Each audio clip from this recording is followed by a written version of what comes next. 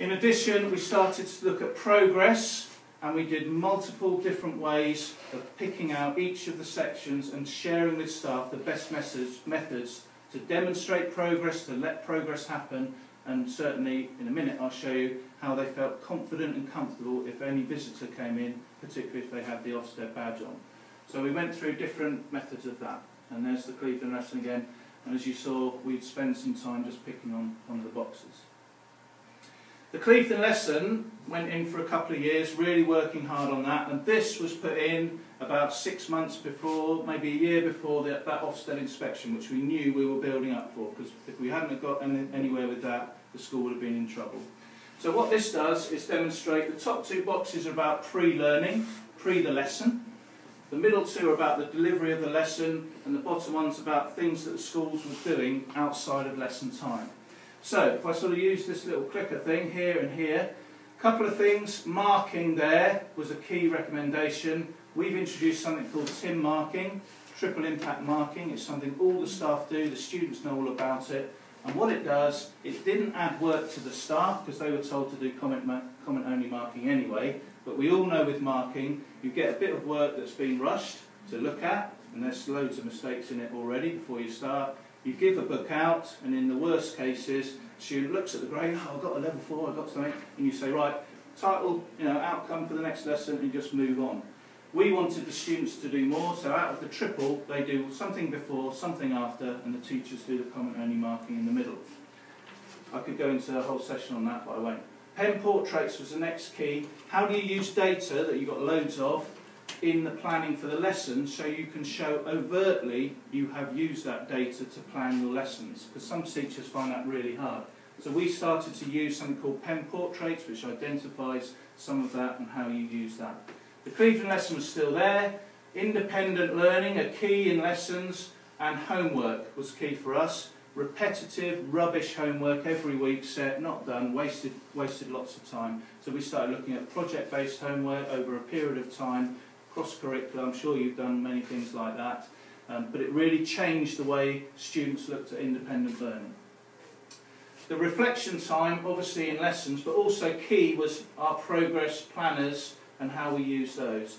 So we changed them completely from a diary, because I was sick of seeing birthday and Christmas and just, waste of time. So we don't have any of that. We talk about iReview, reflections on termly reports, the PLUT skills, which we put into place, so you've got those skills for learning. You have to teach the children how to reflect, as you all know. It just won't come naturally. And as a whole school ethos, that was really key. So it was part of tutor time, lesson time, social time, house activity time, whatever it was.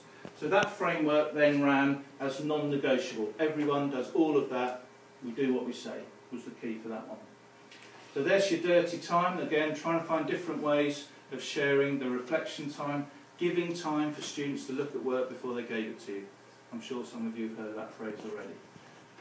Okay, let's move on. This is our latest slide. This is the new one where whenever we bring in new change or development, it's always built on the previous work. So teachers are not saying, oh, here's something new again, or what are we doing now, some different new way of looking at it.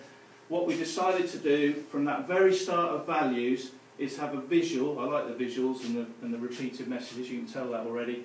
Have a visual that we can put around the school, which we're going to do, and share with students. First one, what do we want our school to be like? The students in our school. They're all the skills and all the values that staff and students will work towards. The next ring talks about the skills. What do we want them to be able to do? Here's the framework, Clevedon lesson I've talked about already. So all of that was there already. We now are doing lots of action research. There's 70 teachers, non-directed time, voluntary doing action research around some of these areas to take us on to the next level, to really make our learning special. And some of you will know we're investigating in mobile technologies, use of iPads and all that sort of thing. We never forget Ofsted, unfortunately, and what they're looking for, and our accountability is around the outside. We've always got to be accountable for what we do. So again, a visual, something to hold on to, something the whole staff can drive forward. Learning conversations. One of the key things for staff, particularly when they're observed, is feeling confident and comfortable about what they're doing. So we do two styles of making sure we're in the classrooms.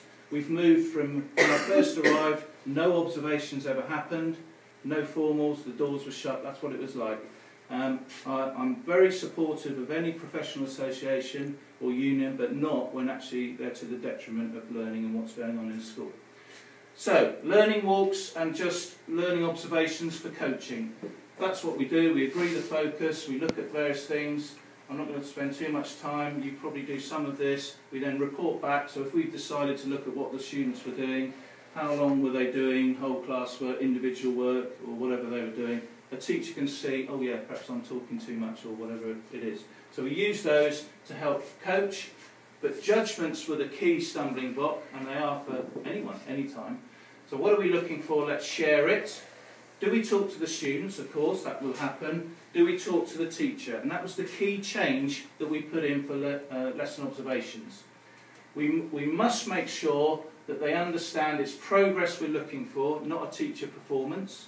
And we must ensure that it's got to be better than you would expect. That's the minimum expected. You know, in line is not good enough. It's got to be better than. So, we're looking for all of those things. Sitting at the front is a good idea if you haven't tried that one. Rather than sitting at the back or wandering around, just sit right up here and see the faces as I'm doing now. The key was, can we talk to the teachers? The live lesson observations. Clevedon staff will know what this means.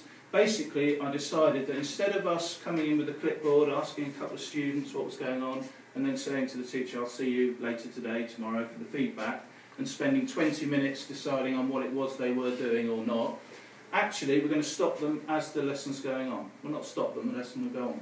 So I use the analogy of the swimming teacher. Right, in you go, dive in. I don't dive in with you and then start swimming around, chatting to you. I stand back and look. So what will happen is, we will use questions. Starters, mains and desserts. So, if I'm an observer, I won't ask all of those. I'll select one or two maybe. Within the first 5 to 10 minutes, I should have had a chance to stop and talk to you if you're taking the class and just say, you know, what are you looking for today? What is it I'm going to see? Which particular groups are you working on? And we just have a conversation as we're looking at the class and we're seeing what's going on. Then off we go again. I talk to the students, see if there's a tally with that. In the middle of the lesson, I might come over to you and pick one of these questions or something else to see whether the pedagogy in your head is happening and you're seeing things. The outstanding lesson is the missed opportunity gone, you know, or taken, really, isn't it? The opportunity taken. The lessons that don't miss those opportunities. So, what I'm looking for is a teacher to see what's happening over in the back there, maybe say, forget the lesson plan, I'm going to pick up on what you said, let's go with it, let's be outstanding. I've got my framework that I've told you about, that will hold me at good. If it's a complete disaster, what we move into, at least I'm holding good. I'm not just letting it all fall apart. And at the end, we'll have a chance, maybe just before students leave or as they're leaving, tell me about the learning today. Where was the most progress? What are you going to do next? And all of those misconceptions are gone. The feedback focuses on pedagogy, what's going to happen next, and what could be done to make it even better. So we stop the staff, or we don't stop them, we talk to them. Now what happens at Clevedon, if I say a visitor's coming around, I'll email, say I've got a visitor, might come into your room. If they don't see the visitor, I get another email. Why didn't you come? You know, the door was open, we wanted you to be here. When Ofsted came, the staff naturally, without stopping the learning, saying, watch me for a minute, I'm just going to show you the progress, just went up, this is what's happening today, can you see that? Have a word with them. And the confidence was there, instead of the rabbit in the headlights, gosh, I'm going to stop all the learning to show the progress. Well, that's ridiculous. So live lesson observation, have a little play around and think about that. Talent management, performance management, could be a bit nitty-gritty here. For years, we've been doing performance management against teacher standards. People have not gone through the threshold, they've not gone up the upper baseline if they're not doing what they should be doing. I think that's fair, to be honest. We care about telling them, and we've got to tell them some hard messages. So we write the targets, we tell them how they could achieve them, and they choose how they're going to present the evidence. That was stage one. Stage two, I thought that was a bit complicated, let's cut it right down, keep it simple. You teach the professional standards as outlined, and you follow all the Clevedon non-negotiables. That's your target, full stop. You can now choose some of these. It's made things really clear, and we haven't got, there's a few examples, we haven't got the targets that I have to keep sending back, like embed a PowerPoint, clean out the cupboard, take a trip, you know, which is just ridiculous. Clevedon Hybrid Sustainable Change. If you go down the stairs, just before you turn left back to the hall, Discovery Centre, you might have seen, no teachers have covered lessons here for 5 and a bit years. It's all about an interactive room for learning, for lessons where the teacher's not there, and for restorative justice for people who are in isolation. I completely support Vic's idea about exclusion. I think we've had 1 permanent exclusion in the last 5.5 years here. The year after I arrived, there were 9 the years before I arrived in 1 year, permanent exclusions. It's about finding the different environments to support what you're trying to achieve. Relentless belief. This is a quick fire show now. February 2011, inset day. I've got 1 member of the Clevedon staff here who can verify this if I was out of the room. I said, right, we know it's coming 2012, Ofsted is coming, it's the big fear for teachers. Why? Let's just do what we always do, because if we do it every day, we're going to be confident. So, key conversations about what's being said. Those are our 5 keys, not 105, 5. We do those 100% of the time, was the message at Clevedon. Those are really key. Aspiration, expectation, all of those words that you would expect to see, but are they done on a daily basis? No, we forget, unless people are continually talking about that. The keys for me, for teachers, are confidence. If they're confident, they will deliver. They will take those opportunities. If they're worried, they won't. Relationships are key. Every teacher here, if I tell you a little story, 2 stories, very quickly.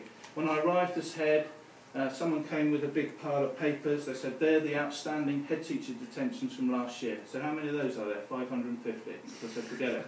Let's start again from 0. The second thing Jim Smith told me was, when he arrived, that the fire bell went, off everyone went. One of the staff that had been there ages said, oh Jim, this is the only thing we all do the same, walking out for fire drill. Everything else, everyone just does their own thing. So it's really key that we start to get relationships between staff, between students, but more importantly, the students and the teacher. So I told every teacher, you will deal with every bit of behaviour that happens in your classroom.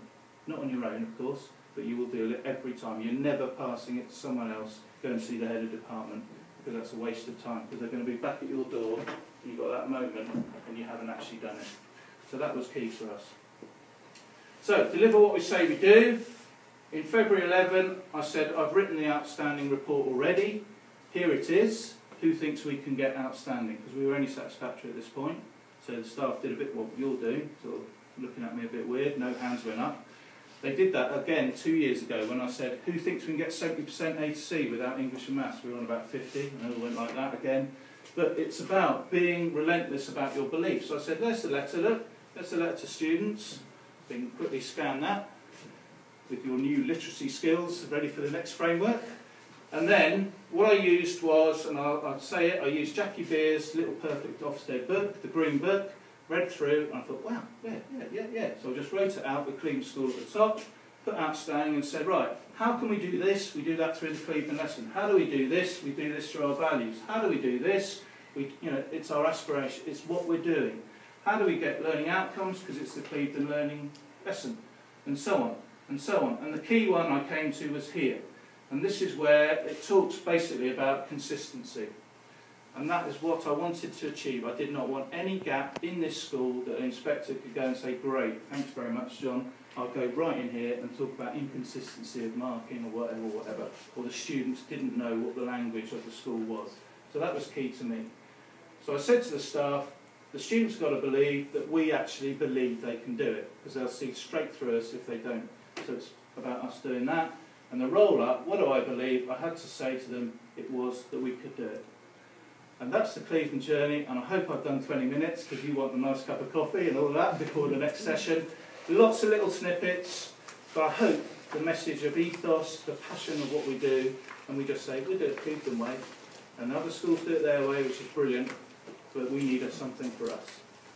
Thank you very much for joining our session.